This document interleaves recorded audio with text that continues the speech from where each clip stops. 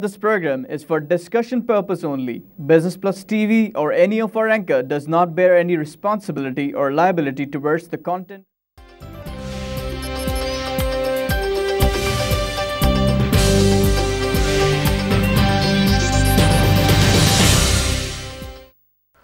This is Business Plus broadcasting live from Karachi, Pakistan. You're watching PSX Hotline. I'm your host Tariq Khan Javed.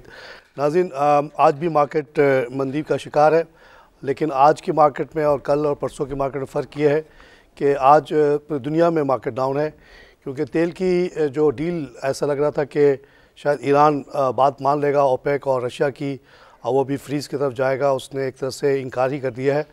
और इसलिए इस तरह से अब ऐसा लग रहा है कि ये जो एक बात चली थी कि जी अगर बाकी सब मान जाए तो हम अपनी फ्रीज़ कर देंगे, ये चार मुल्कों ने जो कहा था उसकी अब कोई इतनी वैल्यू नज़र नहीं आ रही, इसलिए तेल की कीमत कम हुई। और अमेरिका वाला की मार्केट में भी हमने नेगेटिविटी देखी, यह एशिया में भी नेगेटिव रहा और तेल की कीमत जो है घट के हो गई 30.61 वगैरह। और साथ साथ हमने देखा कि गैस की कीमत मज़ीद नीचे आ गई है 1.85, ये लोएस्ट पॉइंट है गैस का। गैस एक ज़माने में $18 का होता था, अब उसका 1/10 रह गया है। What does that indicate? That indicates huge supply of gas, जिसको कोई लेने वाला नहीं है। और इस सिलसिले में कहा जा रहा है कि जल्दी ही अमेरिका जो है इस अफराद गैस को कम करने के लिए एक्सपोर्ट शुरू करेगा in the form of LNG, और उससे शायद इसकी कीमतें बढ़ेंगी। लेकिन गैस की कीमत अगर इतनी नीचे रहती है तो ऑयल ऊपर कैसे जा सकता है, जबकि एक दूसरे के ये मुतबादिल हैं। उन्हीं फैक्टर्स की वजह से हमने देखा कि आज हमारी मार्केट 270 पॉइंट माइनस चली गई। 100 इंडेक्स की अगर बात की जाए तो 31,011, KC 30 में 187 का लॉस हो गया, 18,071, ऑल शेयर्स में 194 का लॉस और 21,570 का लेवल आ गया। ऑल जो वॉल्यूम्स की बात की जाए तो ऑल शेयर्स में 109 मिलियन का काम हुआ है सिर्फ। Advancing company 77, declining 208, unchanged 19, 304 companies में काम हुआ है। वॉल्यूम लीडर्स में है TRG आज टॉप पे है 5.8, नेशनल बैंक 4.6। नेशनल बैंक में बड़ी तेज़ी आई है, ये वो बैंक जिसके बारे में मैं कहता रहा कि 200-250 का शेयर है, जब प्राइवेटाइज हो जाएगा तो शायद उस तरफ रवानगी शुरू हो रही है इसकी। एंग्रो फर्टिलाइज़र 3.5 का मिलियन का काम हुआ। एंग्रो पार्क इलेक्ट्रॉन राइट में 3.12 का काम हुआ है। अमीर अली में 2.73 का काम हुआ। गेनर्स में siemens Pakistan 31, sapphire 23, Gandhara industries में 19 का इजाफा, फ़िलिप्स मॉरिस में 16 और JW शुगर में भी 16। सनोफी एवेंटिस में लॉस है 28 का, हाई नून में 22, खैबर टोबैको में 18, फिरोज सन्स में 17, मरी पेट्रोलियम में भी 17। पूरे वीक की अगर बात की जाए तो हमें ख़ासी गिरावट नज़र आती है और ये मुसलसल गिरता रहा। ये पहले मंडे को 463 प्लस, उसके बाद ट्यूसडे को 254 प्लस और वेडनेसडे को 202 प्लस माइनस, थर्सडे को -187 और आज 270। तो ठीक ठाक लॉस हो गया है इसमें। नेट 452 पॉइंट का नुकसान है और एवरेज वॉल्यूम जो रहा वो 123 रहा। नाज़रीन, आजकल जो है सारी बात चल रही है ऑयल वगैरह से ही रिलेटेड, इसीलिए हमने आज समझा बेहतर कि आज इस पर कुछ इन डेप्थ बात की जाए कि हो क्या रहा है ऑयल एंड गैस सेक्टर में, एक्सप्लोरेशन का क्या हालात हैं, वर्ल्ड वाइड पाकिस्तान में क्या हालात हैं। इसलिए आज हमने एक स्पेशलिस्ट को दावत दी है। इनका नाम है आफ्ताब अवान साहब, रिसर्च एनालिस्ट हैं शर्मन सिक्योरिटीज़ के, और इनकी स्पेशलिटी है ये ऑयल एंड गैस सेक्टर, ख़ास तौर से एक्सप्लोरेशन कंपनी। आफ्ताब साहब, welcome to the show. Thank you. Aftab साहब, सारी निगाहें आजकल ऑयल गैस के ऊपर ही होती है, और जैसे कि मैं अभी गैस का जिक्र कर रहा था, आज मैंने पहली दफ़ा गैस को 1.85 पे पाया है, कि भी $18 का होता था। ये नई नई टेक्नोलॉजी शेल की आना और ये सारा बिल्कुल ही अपसेटिंग सिचुएशन है। ऑयल एंड गैस का डेफिनेटली बहुत क्लोज लिंकअप है। तो आप बताइए कि हो क्या रहा है वर्ल्ड वाइड। तो ये कहा जा रहा है कि अगर यही हालात रहे तो बहुत सारी एक्सप्लोरेशन कंपनीज वगैरह जो हैं 2016 में ही बंद हो जाएंगी। What is the situation in Pakistan? देखें, सबसे पहले हमें समझना पड़ेगा कि ग्लोबल सिनेरियो क्या है ऑयल से रिलेटेड। तो वो तो अब सबको ही पता है कि शेल का बूम आया था कुछ अर्सा पहले, कुछ साल पहले, और यूएस में प्रोडक्शन स्टार्ट हो गई थी। तो उसको काउंटर करने के लिए सऊदी अरेबिया ने ओपेक जो है 12-13 कंट्रीज़ हैं उसमें, उसने एक स्ट्रेटजी अपनाई थी और जो है उन्होंने अपनी प्रोडक्शन बढ़ा दी थी ताकि ओवर सप्लाई आ जाए और प्राइस जो है वो नीचे चली जाए, क्राइसिस आ जाए। तो अब आप देख रहे हैं 1-1.5 साल हो गया, तकरीबन 1 साल से ऊपर हो गया है, प्राइसेस कंटिन्यूसली नीचे आ रही हैं। 110 से ऊपर होती थी और आज 30 प्राइस चल रही है। तो एक किस्म का तो उनकी स्ट्रेटजी ने काम किया, ठीक है। ऑयल और गैस की प्राइसेस जो बताइए कि उनकी स्ट्रेटजी ने काम किया, और ये कहा जा रहा था कि शेल टेक्नोलॉजी के ज़रिए से जो तेल निकलता है उसकी कीमत $60 है। फिर रिसेंटली हमने कुछ एक्सपर्ट से सुना कि $16 है। साथ साथ शेल गैस के बारे में भी कहा जाता था कि उसकी कॉस्ट अब निकालने की बहुत ज़्यादा है। अब जो चीज़ 1.85 पे बिक रही है, क्या उसकी कॉस्ट है, कैसे लोग निकाल रहे हैं, कैसे ये बेच रहे हैं इस रेट के ऊपर? अगर प्रोडक्शन ही बंद हो जाती तो रेट ऊपर चला जाता। देखें जी, इसमें तो कोई डाउट नहीं है कि जो ट्रेडिशनल तरीका है ऑयल एक्सट्रैक्ट करने का, ठीक है, वो सस्ता है और वो बहुत अरसे से है। शेल टेक्नोलॉजी नहीं है, वो न्यू है अभी, और यूएस जो है उसने कोई मतलब टेक्नोलॉजिकल एडवांसमेंट्स की वजह से उसने प्रोडक्शन स्टार्ट की उसकी। ये बात सही है बिल्कुल कि तकरीबन $60 के करीब जो है उनको एक्सट्रैक्शन कॉस्ट पड़ती है पर बैरल शेल ऑयल की, सही है। और अगर इसी को आप ट्रेडिशनली कंपेयर करें तो सऊदी अरेबिया को तकरीबन $12-13 के करीब पड़ती है। तो ये आप इससे लिंकअप कर सकते हैं कि जो प्राइस नीचे आई है और ये प्राइस वॉर और मार्केट शेयर प्रोटेक्ट करने की जो वॉर है, इसमें सऊदीया ज़्यादा लूज़ नहीं कर रहा। उसको कॉस्ट ही $13-14 इतनी नीचे पड़ती है और शेल जो प्रोडक्शन हो रही है वो $60 पे वो उनको फीजिबल पड़ता है। तो अब वो कितने नुकसान में है? तो बेसिकली खबर बीच में आई कि $16 कॉस्ट है, ये गलत है? $16 नहीं, इतनी नीचे नहीं हो सकती $16। तो मुझे उसमें बहुत ज़्यादा पॉइंट लगता है, इसलिए कि अगर $60 होता तो अब तक कब के सारे वेल बंद हो चुके होते। इसका रीज़न अमेरिका में 9.5 मिलियन बैरल तेल निकल रहा है, प्रोडक्शन गैस जो निकल रहा है उसको आपके रेट से ही पता चल जाता है कि कितना ज़्यादा निकल रहा है। तो अगर कॉस्ट इतने ज़्यादा होते तो अब तक तो ये सारे, देखिए जून 2014 से गिरना शुरू हुई कीमत और अब हम फरवरी 2016 में हैं, खासा वक्त गुजर गया। इस दौरान तो तमाम हाई कॉस्ट प्रोडक्शन बंद हो जाती और ये जो इम्बैलेंस है, डिमांड इतनी ज़्यादा जो सरप्लस आ रहा है वो कम हो जाता। वो क्यों नहीं हो रहा? देखें, इसका रीज़न ये है सबसे पहले कि जब ये वॉर स्टार्ट हुई थी, ठीक है, उस वक्त 1500 रिग्स के करीब ऑपरेशनल थी यूएस में, और अगर अभी का डेटा देखा जाए तो उसके हिसाब से 700 रह गई हैं। ऑलमोस्ट हाफ तो निकल गया, हाफ से भी ज़्यादा, ठीक है। सबसे मेजर चीज़ इसमें यह है कि जो पुराने शेल प्रोड्यूसर्स थे, क्योंकि ये बूम जो है वो 2010 के करीब आया है, इसको अभी मतलब कुछ अर्सा नहीं हुआ, ठीक है। तो इतने साल जो पुराने जो फर्स्ट मूवर्स थे ना इस काम में, जिनके पास टेक्नोलॉजी जल्दी आ गई थी, वो बहुत बहुत बड़े हैं शेल प्रोड्यूसर्स जो हैं, ठीक है। तो उनको मतलब बंद होने में टाइम लगेगा, वो इतनी जल्दी वो एब्जॉर्ब कर सकते हैं। बेसिकली इसका जो 10 से लेके 14 तक इतना कमा लिया, हाँ, कि वो अभी उन्होंने बहुत कमा लिया, वो उसको एब्जॉर्ब कर सकते हैं। जो छोटे, क्योंकि प्राइस जब 100 से ऊपर चली गई तो छोटे छोटे भी बहुत सारे ऑपरेशंस में आ गए इसमें, शेल प्रोडक्शन में, क्योंकि वो प्रॉफिटेबल था उनके लिए। 60 और कंपेयर करें 110 को, तो सबके लिए प्रॉफिटेबल था। तो जैसे ही ये प्राइस का ये शुरू हुआ है तो छोटे वाले जो प्रोड्यूसर्स थे जो इतना एब्जॉर्ब नहीं कर सकते थे, वो तो आउट ऑफ बिजनेस चले गए। लेकिन जो बहुत बड़े, खबर आ रही कि बंद हो जाएंगी, वो वही कंपनियां हैं। ये हो गई हैं ना, rigs already, I told you कि रिग्स जो हैं वो ऑलरेडी बंद हो गई हैं। लेकिन अब सिर्फ वो रह गए हैं जो पुराने हैं और जो एब्जॉर्ब कर सकते हैं, जिनमें इतना है मतलब। तो ये चल रहा है। अच्छा, तो ये अगर 50% कम हो गया तो उसी लिहाज से प्रोडक्शन भी कम हो जाना चाहिए था। प्रोडक्शन तो हम देख रहे हैं कि वहाँ अभी भी 9.5 हो रहा है। प्रोडक्शन उन्होंने मेंटेन किया हुआ है, बेसिकली उन्होंने। इसी तरह गैस भी कम हो जाना चाहिए था, रेट बढ़ जाना चाहिए था उसका। गैस भी, यानी जो लोग रह गए हैं वो इतना प्रोड्यूस कर रहे हैं कि मोर देन इनफ है। हाँ, उनके लिए मोर देन इनफ है। They were actually, why companies will continue to make so much losses if they can afford to shut it down? नहीं, they don't want to shut it down ना, they don't want to just lose their market share. ₹60 की चीज़ बना के आप अगर 30 में बेच रहे हैं तो ये बिजनेस सेंस तो नहीं है। अगर गैस की कीमत पता नहीं कितना निकलता है पर MMCFD, मिसाल के तौर पर अगर $5 है और बेच रहे हैं आप $2 में। बिजनेस पॉइंट ऑफ व्यू से तो कोई जिहाद तो आप नहीं कर रहे हैं ना कि हमें हर हाल में बनाना है, तो आप बंद कर देते हैं। प्रॉफिट एंड लॉस वाली कंपनी एक चीज़ होती है, कंपटीशन होता है, फिर आपका जो ऑलरेडी गेन मार्केट शेयर है उसको भी तो प्रोटेक्ट करना है ना, तो उसके लिए आप थोड़ा एब्जॉर्ब तो कर सकते हैं, ठीक है। तो बिजनेस पॉइंट ऑफ व्यू से ही बात कर रहा हूँ अगर, तो उसके लिए आप उसको थोड़ा प्रोटेक्ट करने के लिए अमेरिका अभी तक एक्सपोर्ट तो कर नहीं रहा, एक्सपोर्ट नहीं कर रहा, वो वहाँ पे रिस्ट्रिक्शन है, अब वो ख़त्म हो गई है restriction. Refined product already Mexico को भेज रहा है वो, और अब बड़े पैमाने पे LNG एक्सपोर्ट करने की बात चल रही है, वो ऑलरेडी तैयार हो चुका है।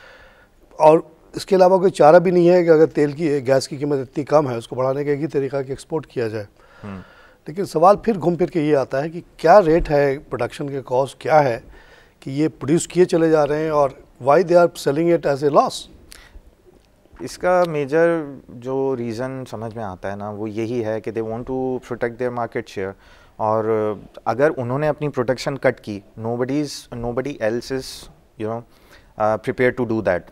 यही चीज़ ऑयल में भी चल रही है कि वो सब आपस में बातें कर रहे हैं कि भाई आप भी कट करें, हम भी कट करते हैं, कोई मिला के कट करके एक प्राइस को स्टेबल किया जाए, लेकिन उस चीज़ पे कोई मतलब अग्री नहीं कर रहा। अगर एक ने कट किया, जैसे आप रशिया और ओपेक का अभी जो मीटिंग हुई थी आपने देखा होगा, तो उसमें भी यही है, फिर ईरान से बात हुई तो वो उसने मना कर दिया, तो उसका यही है कि क्योंकि अगर एक ने भी कट कर दिया तो जो उसका मार्केट शेयर लूज होगा वो दूसरे गेन कर लेंगे, क्योंकि नोबडीज इसलिए कि सरप्लस पड़ा हुआ है ना। इस पे देखिए वाइल्ड कार्ड, मैं इस सिलसिले में यही कहता रहा, मिसाल के तो रशिया भी मान जाए, ईरान भी मान जाए, ओपेक तमाम मान जाए, 5% कट पे भी ये लोग आ जाए तो एक सब्सटैंशियल कमी आ गई।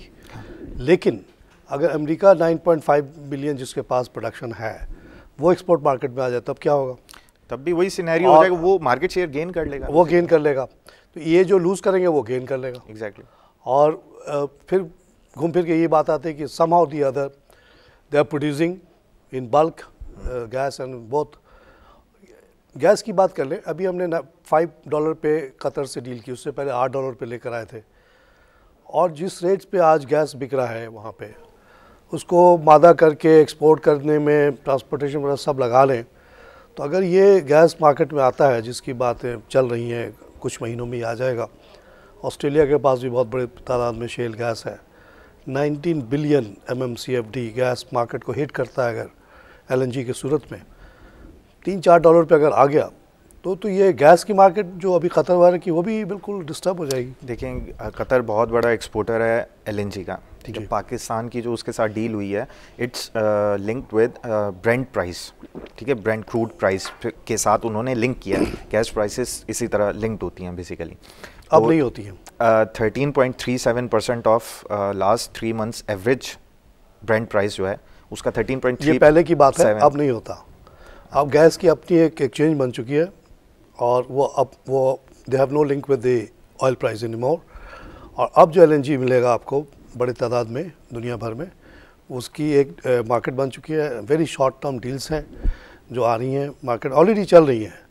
तो ये जो पुरानी बात है कि ब्रेंट से लिंक, वो अब खत्म हो रहा है। नहीं, पाकिस्तान की जो डील हुई है वो इस पे हुई है, वो लिंक्ड है। मैं लेकिन, उसके हवाले से बात अगर आप ओवरऑल दुनिया की बात करें तब ये लिंकेज टूट चुका है। Gas has itself become a different commodity, nothing to do with oil. इसीलिए एक आर्गूमेंट ये भी आता है कि अगर गैस की कीमत इतनी नीचे है तो ऑयल की कीमत बहुत ज़्यादा ऊपर जा नहीं सकती बिकॉज ऑफ बीइंग अल्टरनेटिव्स। अच्छा, चलो ये तो हो गई इंटरनेशनल सिचुएशन। हमारे यहाँ जो 4-5 एक्सप्लोरेशन कंपनीज हैं, मरी है, PPL है, POL है, OGTC, उनके शेयर्स वगैरह के बहुत बुरे हालात हैं। लोग बड़े परेशान, हमसे कॉल करके पूछते रहते हैं। उसके बारे में आप कुछ इन डेप्थ बातें बताएं कि किस किस कंपनी की क्या पोजीशन चल रही है, how far their share prices can go, will they rebound और दे विल कोलैप्स। अच्छा जी, सबसे पहले तो इन कंपनीज़ की जो अर्निंग्स हैं, रेवेन्यूज़ हैं और सब मतलब है, वो लिंक्ड है oil price, international oil price के साथ। इंटरनेशनल ऑयल प्राइस को हिट लगी तो इनकी अर्निंग्स नीचे चली गई। मेजर इसमें चीज़ ये है कि इनकी ड्रिलिंग एक्टिविटीज़ स्टिल अपने बेस पे चल रही हैं। इन्होंने उसमें कोई कट्स नहीं किए। इन्होंने इवन उस चीज़ को काउंटर करने के लिए, लोअर ऑयल प्राइस को काउंटर करने के लिए इन्होंने अपने कॉस्ट कटिंग की, और वो पैसा जो है वो अपनी एक्सप्लोरेशन एक्टिविटीज़ में उसको मतलब बैलेंस आउट करने की कोशिश की। एक्सप्लोरेशन का पेस सेम चल रहा है इनका, ठीक है। मैं ये कहूँगा, चारों कंपनी की बात, हाँ, इनके सबका चल रहा है।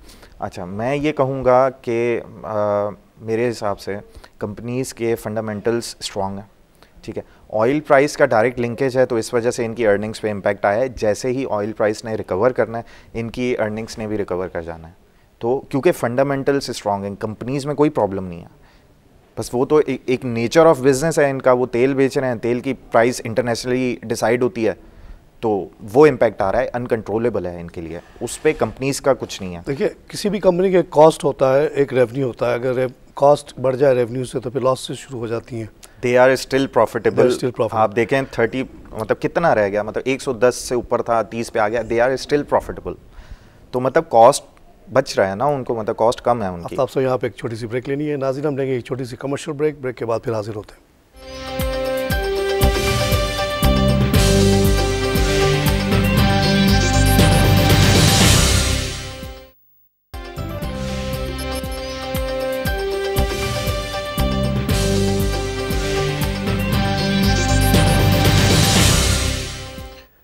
नाज़रीन, वेलकम बैक। हम बात कर रहे हैं मार्केट्स पे, और मार्केट में आजकल क्योंकि ड्राइविंग फोर्स जो है ऑयल एंड गैस है, इसलिए हमने आज बेहतर समझा कि एक इस फील्ड के एक्सपर्ट को बुलाया जाए। आफ्ताब अवान साहब हमारे साथ मौजूद हैं, रिसर्च एनालिस्ट हैं शर्मन के। वो बता रहे हैं कि वर्ल्ड वाइड जो फेनोमेना है तेल का, वो तो इंडीड है। इनका पॉइंट अभी भी यही है कि जो cost of shell gas production है अमेरिका वगैरह में एक्चुअली बहुत ज़्यादा है, और इसी वजह से अब जो है आधे वेल्स तो बंद हो चुके। जो बहुत ही स्ट्रॉन्ग किस्म की कंपनीज़ है जो 2010 से इस टेक्नोलॉजी को यूज़ करके बहुत पैसे कमा चुकी हैं, जिनके पास काफ़ी कैश मौजूद है, वो चल रही हैं, मगर इवेंचुअली उनको भी बंद होना पड़ेगा। और यही सऊदी अरेबिया की ख्वाहिश थी कि ये एक्सपेंसिव गैस मार्केट से जाए तो उनको फ़ायदा होगा। जहाँ तक पाकिस्तान का ताल्लुक है, उन्होंने कहा पाकिस्तान की कंपनियाँ रिलेटिवली बेहतर हैं, और इसी पे हम मज़ीद बात करेंगे। पाकिस्तान में आप नहीं समझते कि हमारी ये चारों कंपनीज में कोई भी बंद हो जाएगी इन नियर फ्यूचर? नहीं, मेरा नहीं ख्याल।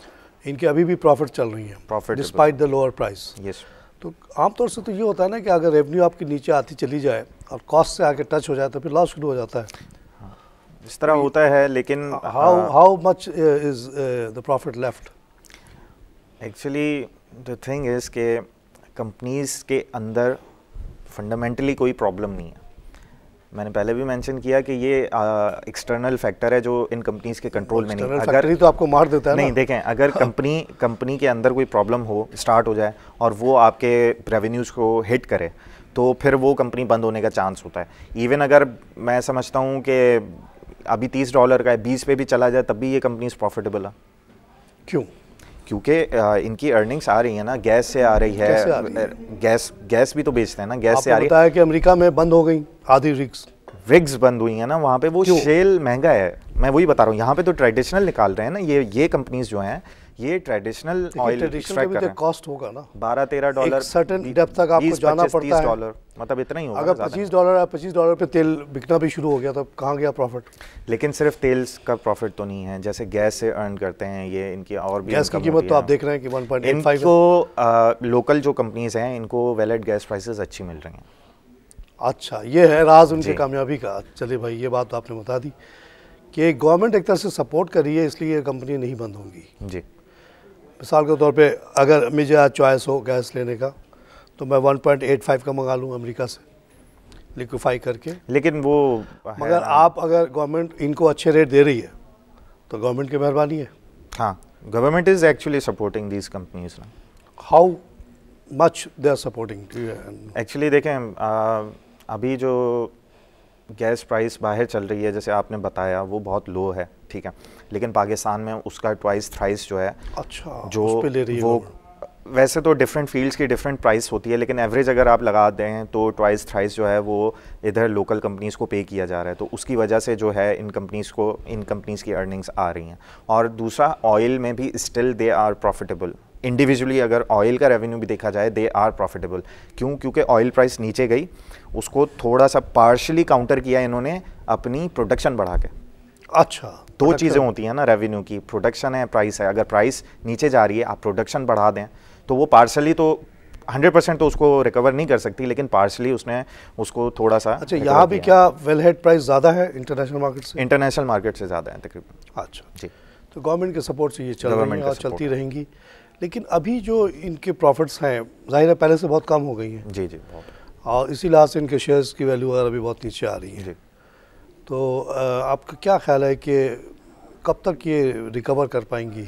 देखें, ऑयल इनका revenue is directly related to international oil price, ठीक है। और इंटरनेशनल ऑयल प्राइस को कोई जो है वो मतलब प्रिडिक्ट नहीं कर सकता। $1 मिलियन क्वेश्चन है ना, आप कर सकते ना, तारीख कर सकता। कोई नहीं कर सकता, कोई नहीं कर सकता। बहुत बड़े बड़े बैठे हैं। हाँ, सबके फेल हो जाता है, सबका फेल हो जाता है। लेकिन जिस दिन ये वो खबर आई थी कि रशिया वाले बात कर रहे हैं कतर में, बड़ी ऑप्टिमिज्म हुई, हमने नारा लगा दिया 45 का ले लो तेल, मगर क्या हुआ पता चला कुछ भी नहीं हुआ, और फिर बात ठंडी पड़ गई। चलें इस बात पे भी आते हैं, पहले मैं ये वाली कंप्लीट कर लूँ कि देखें, अगर वैसे तो प्रेडिक्ट कोई नहीं कर सकता, लेकिन अगर आप हिस्ट्री देखें, अगर आप हिस्ट्री देखें तो जब भी ऑयल स्लम्प आया 3-4 साल से ज़्यादा नहीं रहा। हिस्ट्री में अगर आप नोट करें 70s में भी आया था, बाद में भी आया, तो वो कभी भी 3-4 साल से ज़्यादा नहीं रहा। और अभी एक स्पेसिफिक स्ट्रेटजी के तहत ऑयल ग्लट आया हुआ है मार्केट में।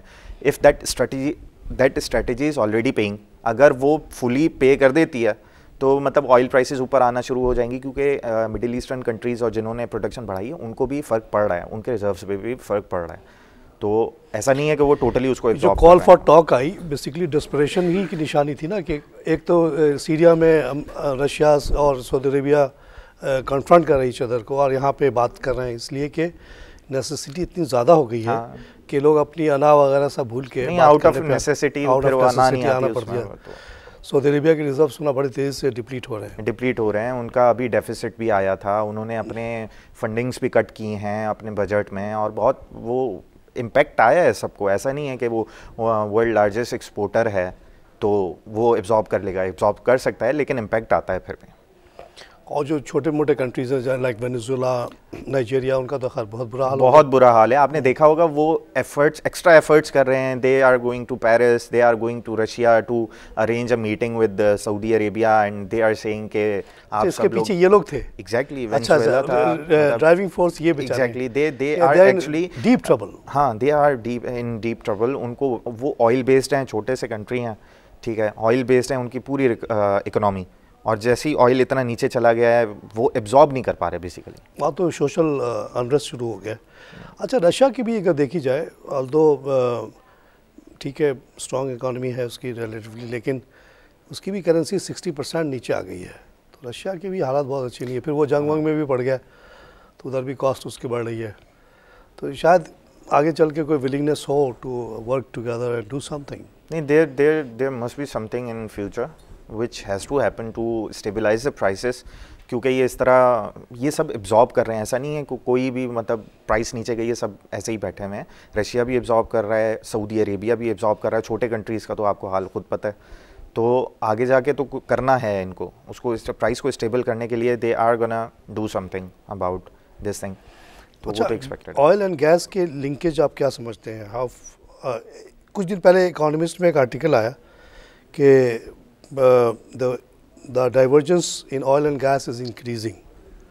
उस पर मैंने उसी ट्विटर पे लिखा कि it cannot be because they are alternative to each other. They have to converge, not diverge. What do you think? अगर गैस की इतनी ज़्यादा प्रोडक्शन दुनिया में है और इतनी रेट्स कम है, तो is it not pulling the oil prices down? It is pulling oil prices down, and everything that has happened in last 1 or 2 years, it's just because that shell production, और उसकी वजह से ये सारा इम्पैक्ट आया है। तो that is driving all the prices down. तो ये इनका कन्वर्जेंस होगा, गैस की कीमत आस्ते आस्ते ऊपर जाएगी, तेल की कीमत मतलब लिंक्ड है। मैं मेरा जो व्यू है तो वो तो प्राइसेस लिंक्ड हैं इनकी, क्योंकि आप देख रहे हैं ऑयल नीचे आया हुआ है, गैस भी नीचे चला गया है, और भी रीजंस होते हैं, लेकिन मेरा यही ख्याल है कि वो लिंक्ड है। अच्छा, कुछ दिन पहले खबर आई कि शेल गैस निकालने की एक एक्सपेरिमेंटल कोशिश की जाएगी पाकिस्तान में, और शायद OGTC और PPL को कहा गया कि इस पे आप थोड़ा काम करके देखें, क्योंकि नई टेक्नोलॉजी हमें पता ही नहीं है। तो इस सिलसिले में कोई पेशरफ्त हुई है? देखिए, शेल रिज़र्व्स तो हैं हमारे पास, वो तो एक है चीज़। अब वो एक्चुअली जो है एक्सपेंसिव होता है बहुत ज़्यादा, जैसे मैंने पहले बताया, उसकी एक्सट्रैक्शन कॉस्ट बहुत ज़्यादा होती है एज़ कम्पेयर टू ट्रेडिशनल आपका जो ऑयल और गैस होता है, ठीक है। तो अब रिजर्व्स हैं, दीज कंपनीज आर बिग, और उनके पास है इतना कि वो उसको एक्सप्लोर कर सकते हैं इस एवेन्यू को, लेकिन कोई डेफिनेट चीज़ अभी तक है नहीं उसमें कि they are gonna actually start producing it. They are actually अभी वो सिर्फ do we have the technology, main चीज़ तो ये है नहीं, अगर they are going to do it तो वो फिर टेक्नोलॉजी बाहर से लाएंगे। हाँ, किसी ना किसी कोई आएगा जो करेगा, किसी की सर्विसेज ली जाएंगी बेसिकली। ये खुद तो नहीं कर सकते, नहीं, खुद मेरा नहीं ख्याल इतना है इनके पास। अभी भी जो काम होता है उसमें बड़ी बड़ी बाहर की कंपनी मॉल वगैरह काफ़ी हेल्प करती है इनको, सही है ना बात? जी जी जी बिल्कुल। ये नहीं है कि सारा कुछ खुद ही करते हैं। नहीं नहीं नहीं, इनका ये वर्किंग इंटरेस्ट बेसिस पे ही हर फील्ड पे काम हो रहा होता है। बहुत सारी कंपनीज़ का एक साथ वर्किंग इंटरेस्ट होता है, उसमें गवर्नमेंट का भी इंटरेस्ट होता है। मॉल जो है हंगेरियन कंपनी है, बहुत बड़ी है, जैसे टल ब्लॉक है उसके पास, उसका ऑपरेटर है, और टल ब्लॉक में जो है बहुत ज़्यादा प्रोडक्शन है, ऑयल बहुत आता है वहाँ से, और नई नई चीज़ें भी निकल रही हैं। हाँ, वहाँ पे बहुत सारी वेल्स ड्रिल हो रही हैं, बहुत तेल निकल रहा है वहाँ से। और कौन कौन सी कंपनी है इंटरनेशनल जो यहाँ पे टेक्निकल काम कर रही है हमारे साथ? मतलब ये सारी कंपनीज़ ही टेक्निकल, और देखें जो ऑपरेटर होता है, सही है, ऑपरेटर है वो, मतलब मॉल है, ENI है, और भी बहुत सारी कंपनी ENI काम कर रहा है, ENI फ्रेंच कंपनी जी, और भी बहुत सारी। अमेरिकन कोई कंपनी है? American I don't think so. Schlumberger वगैरह नहीं है? नहीं, शुम्बर्गर नहीं है। नहीं, अच्छा।